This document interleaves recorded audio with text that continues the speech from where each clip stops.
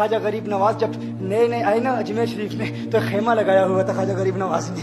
خیمے میں خواجہ غریب نواز عصر سے لے کر مغرب کے وقت تک روتے رہتے تھے. ایک نوجوان اجمیر سے باہر گیا ہوا تھا پڑھنے کے لیے, کچھ عرصے کے بعد واپس آیا اور اس خیمے کے قریب سے گزر ہوا اور گزرا تو رونے کی آواز آئی. فوراً دیکھتا ہے کہ خواجہ غریب نواز رو رہے ہیں, ابھی غیر مسلم ہے, اسلام قبول نہیں کیا. فوراً گھر جاتا ہے, ماں سے پوچھتا ہے, ماں یہ مسلمانوں کا گرو کیوں روتا ہے, مسلمانوں کا بابا کیوں روتا ہے؟ میں ہر روز گزرتا ہوں, عصر سے مغرب کے مابین جو وقت ہے یہ روتا ہے. ماں نے کہا جاؤ اس سے پوچھ لو کیوں روتا ہے. وہ نوجوان خواجہ غریب نواز کے خیمے کے اندر آیا, کہا بابا میں ہر روز یہاں سے گزرتا ہوں, آپ کے رونے کی آواز آتی ہے, بتائیے آپ کیوں روتے ہیں؟ کہا جاننا چاہتے ہو میں کیوں روتا ہوں؟ میں نے ایک مدت اپنے مرشد کے ساتھ گزاری ہے, مرشد کی خدمت میں گزاری ہے, مجھے اپنے پیر کی یاد رلاتی ہے, پیر کی یاد رلاتی ہے. میں عصر سے مغرب کے وقت تک اپنے مرشد کی یاد میں روتا رہتا ہوں. اس نوجوان نے کہا اچھا میں نے تو سنا تھا کہ انسان کو جب درد ہوتا ہے, تکلیف ہوتی ہے تو تکلیف انسان کو رلاتی ہے, آپ کو تو محبت ہے,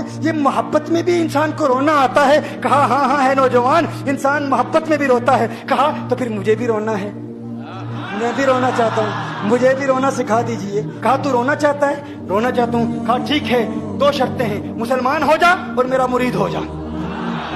اس نے کہا میں ماں سے اجازت طلب کروں گا.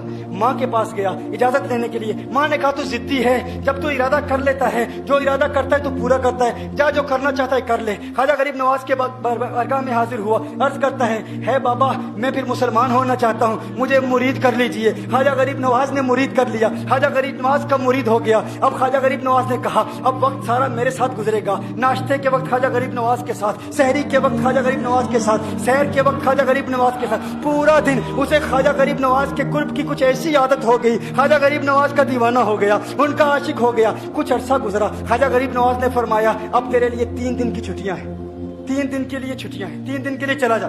اس نے کہا مسئلہ ہی کوئی نہیں, ایشو ہی نہیں, پرابلم ہی نہیں, ٹھیک ہے 3 دن کے لیے چلا جاتا ہوں. اب جب 3 دن کے لیے گھر گیا, کہا 3 دن کے لیے تو اب مجھ سے ملاقات نہیں کر سکتا, مجھ سے ملنے کی اجازت نہیں ہے. اس نے کہا ٹھیک ہے نہیں ملوں گا. گھر گیا, پہلے دن جب گھر گیا یہ وہ نوجوان تھا جو 3 روٹیاں کھایا کرتا تھا, آج ایک لقمہ بھی نہیں کھا پایا, ایک لقمہ بھی نہیں کھا پایا. اسے کچھ ہو گیا, کہہ رہے مجھے کچھ ویکیوم سا محسوس ہو رہا ہے, کچھ دل میں کمی سی محسوس ہو رہی ہے. یوں وقت گزرتا گیا, رات کا وقت آیا, آنکھ نہ لگی, سو نہ پایا, مکان کی چھت پر چلا گیا. ماں نے دیکھا بیٹا چھت پر کیوں چلا گیا؟ ماں چھت پر جاتی ہے, بیٹے کیا ہوا؟ کہا پتہ نہیں ماں, میں تو فوراً سو جاتا تھا, آج نیند بھی نہیں آ رہی, آج کھانا بھی نہیں کھا پاتا. ماں تو چلی جا. ماں چلی جاتی ہے. یوں جب سحری کا وقت ہوتا ہے اس کی آنکھوں سے اشکوں کی برسات جاری ہوتی ہے, اس کی آنکھوں سے اشکوں کی برسات جاری ہوتی ہے, وہ رو رہا ہے.